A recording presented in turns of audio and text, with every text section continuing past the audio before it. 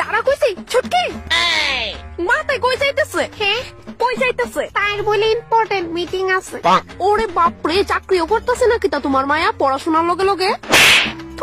স্কুলের মিটিং তাই ভলেন্টিয়ার তো। এলিকা এত সাহায্য চাইতে লাগে? শুনো মা, আমি তোমার একটা কথা কয়ে রাখি, আমি যাতে এরকম না শুনি যে তার কোনো ছেলের লগে চক্কর চলতেছে। তাই মাত্র ক্লাস 7-এ পড়ে, তাই মন করতো না।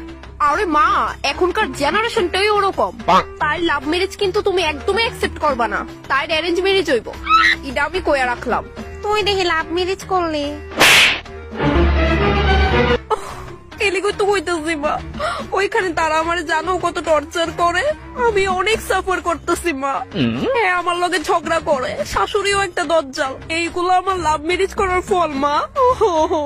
কি আসলে তারা সত্যি এরকম করে? তোলে কি মনে হয় তোমার আমি মিথ্যা কথা কইতেছি? মা দাঁড়ো, হ্যাঁ ফোন করছে মা, 1 মিনিট।